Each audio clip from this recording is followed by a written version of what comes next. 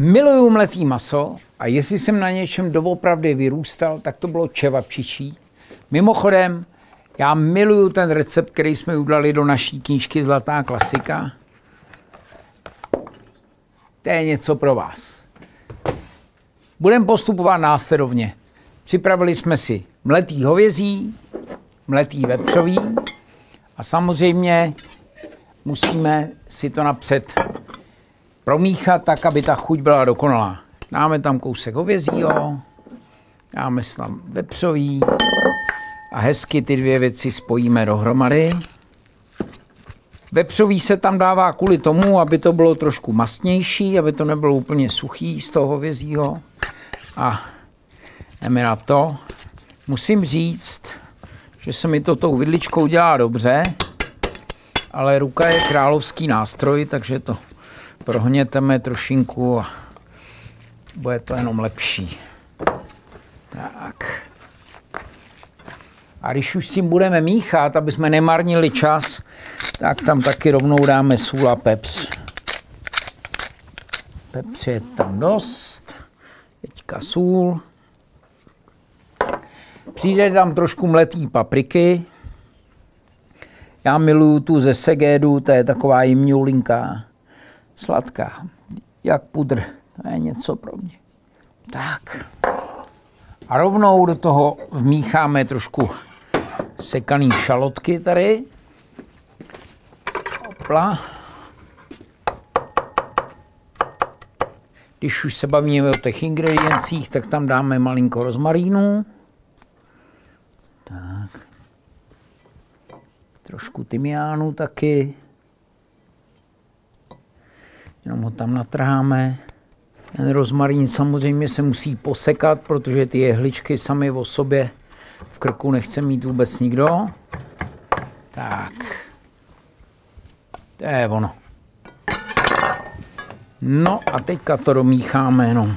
Důležitý je, aby ta směs měla stejnou barvu, pokud možno všude, což je důkaz toho, že jsme promíchali dobře to vepřový i s tím hovězím. Jo? Nechceme, aby jsme v tom hotovém jídle chvíli chutnali hovězí a chvíli jsme tam chutnali vepřový.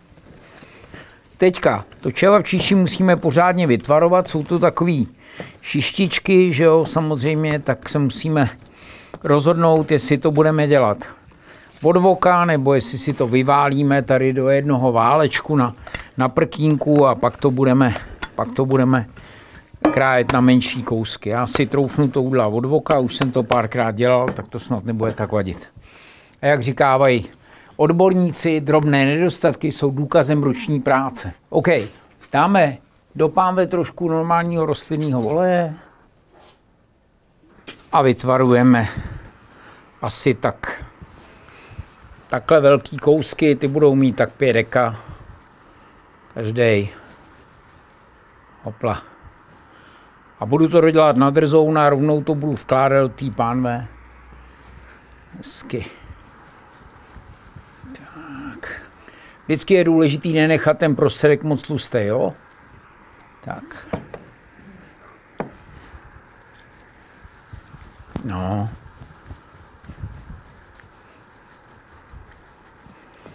Dobrý. Musíme to malinko zmáčknout, aby se nám to nerozsypalo, takovejhle krásný kompaktní kousek. Hop. Popečem to hezky ze všech stran, do zlatova. Rozhodně to prosím vás nedělejte tak, že ty věci hodíte do friťáku třeba a budete to se snažit udělat usmažený. Jo? Konec konců toho smaženého jídla je okolo nás tak strašné množství, že když si vaříte doma a dáte tomu ten čas, tak rozhodně smažené jídlo jako si nemyslím, že je něco, co chcete. Je zvykem někdy do toho mletého masa přidávat strouhanku a mouku a různé takové věci, kterýma se to lehce nastavuje. Není to vůbec nutný. Ten protein v tom mase to krásně podrží spolu. Jo? Výborně. Nejtradičnější způsob servisu je cibulka a vedle toho hořčice. Takže jdeme na to. A tu cibuli nakrájím hezky na jemný kousky.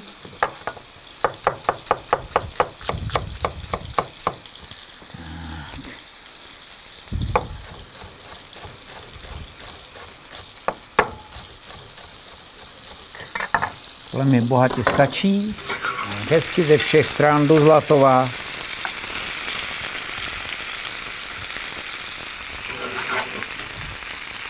Je ono. Kouzlo. Tak, tohle máme. Rovnou do toho talíře můžu dát hořčici.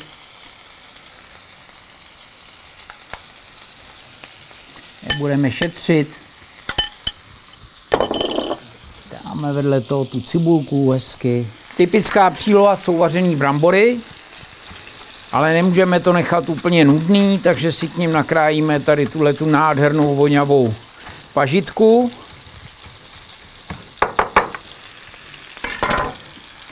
Pod těma brambůrkama si na chvilinku škrtneme, necháme je malinko napařit. Je úplně jedno, že to jídlo je obyčejný. Strašně důležitý je, aby to bylo čerstvý. Aby to bylo hezky nandaný, rovnou pokud možno z pánve do talíře. Že čerstvost to je ingredience, kterou prostě ničím nenahradíš. Tak. Kouzlo. Ždibek másla tam přijde, šup.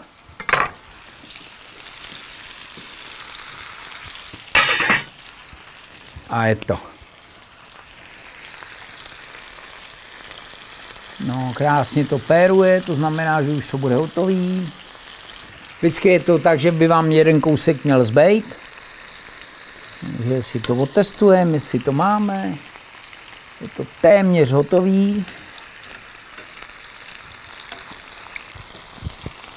Prostředek jenom bude potřebovat minutku, dvě a frčíme.